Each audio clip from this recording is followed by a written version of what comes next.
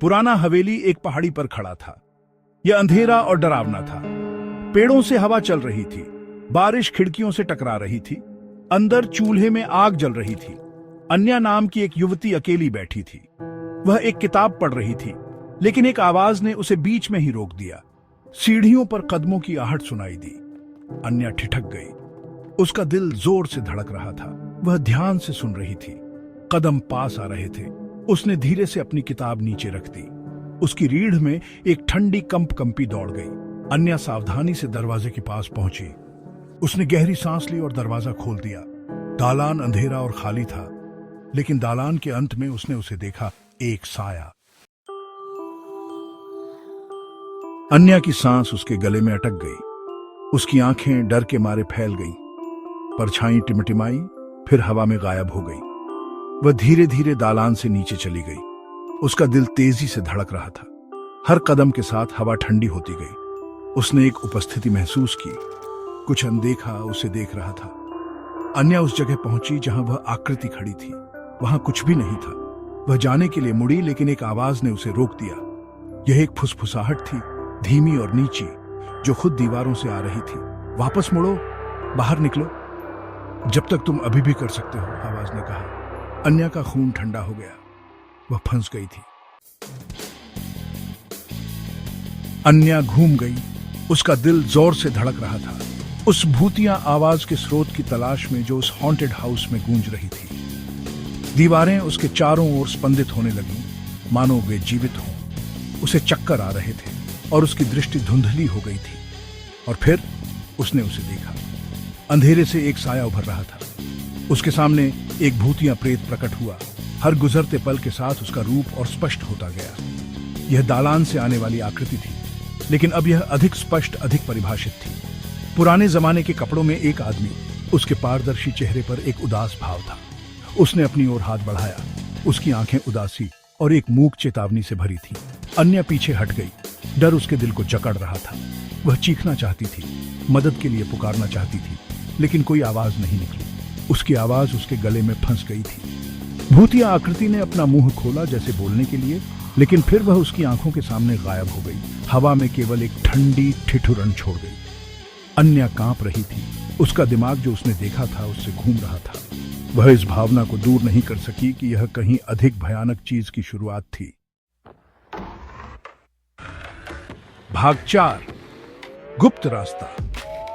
अन्या जानती थी कि उसे हवेली से भागना होगा। यह बहुत खतरनाक था। भयानक सन्नाटा और चरमराती फर्श ने उसकी बेचैनी को और बढ़ा दिया। जैसे ही वह भागने के लिए मुड़ी, उसने कुछ ऐसा देखा जो उसने पहले नहीं देखा था। प्रकाश की एक हल्की सी झलक ने उसकी नजर को पकड़ लिया। एक बुकशेल्फ एक अंधेरे कोने में दबा हुआ। जिज्ञासा ने उसके डर पर काबू पा लिया। उसने सोचा कि क्या यह बाहर निकलने का रास्ता हो सकता है।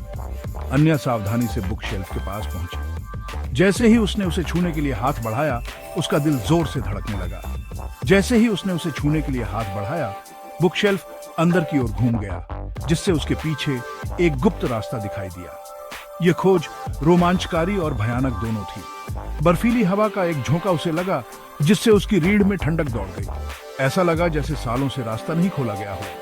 हवा सड़ांध और कुछ और की गंध से भरी हुई थी, कुछ भयावह। यह लगभग घुटन भरी थी। अन्या हिचकिचाई। डर उसकी जिज्ञासा से लड़ रहा था। वह जानती थी कि यह उसके बच निकलने का एकमात्र मौका हो सकता है। उसने गहरी सांस ली और रास्ते में कदम रखा। अंधेरा उसे पूरी तरह निगलने लगा। उसके पीछे बुक शेल्फ बंद हो गया। उसे अंधेरे में डुबो दिया। आवाज पूरे रास्ते में गूंज उठी। अन्या फंस गई थी। वापस मुड़ने का कोई रास्ता नहीं था। उसे आगे बढ़ने का रास्ता खोजना था, चाहे अंधेरे में उसका इंतजार कुछ भी हो। भाग 5, अनदेखा आतंक। अन्या अंधेरे में लड़खड़ा रही थी। उसका दिल जोर से धड़क रहा था। वह मुश्किल से कुछ फीट आगे देख पा रही थी। परछाई उसके चारों ओर घूमती और मुड़ती हुई प्रतीत हो रही थी। उसके दिमाग से खेल रही थी। हवा भारी हो गई, जिससे सांस लेना मुश्किल हो गया। ऐसा लगा जैसे वातावरण ही उस पर बंद हो रहा हो, उसे किसी अदृश्य शक्ति से दबा रहा हो। वह अपने चारों ओर फुसफुसाते और कराहते हुए सुन सकती थी, जो खुद दीवारों से आते प्रतीत हो रहे थे। आवाजें भटकाव वाली थीं, जिससे यह बताना मुश्किल हो रहा था कि वे किस दिशा से आ रही हैं। अचानक अन्या ने महसूस किया कि एक ठंडा चिपचिपा हाथ उसके गाल को छू रहा है। स्पर्श इतना वास्तविक था, इतना मूर्त था कि उसकी रीढ़ में कंपी दौड़ गई। उसने हाँफते हुए और पीछे हटते हुए कहा।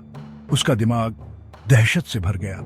उसकी सांस छोटी, घबराई हुई फटने लगी, क्योंकि उसने यह समझने की कोशिश की कि क्या हो रहा था।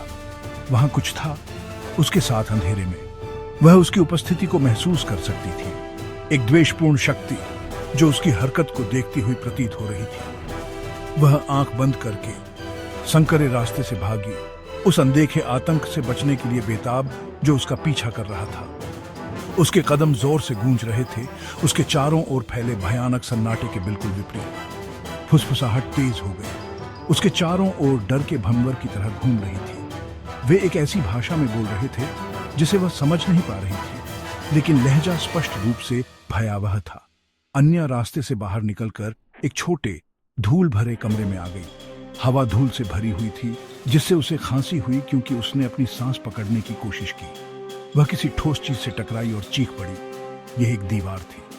प्रभाव झकझोर देने वाला था और एक पल के लिए उसने सितारे देखे। भागने के लिए कहीं नहीं बचा था।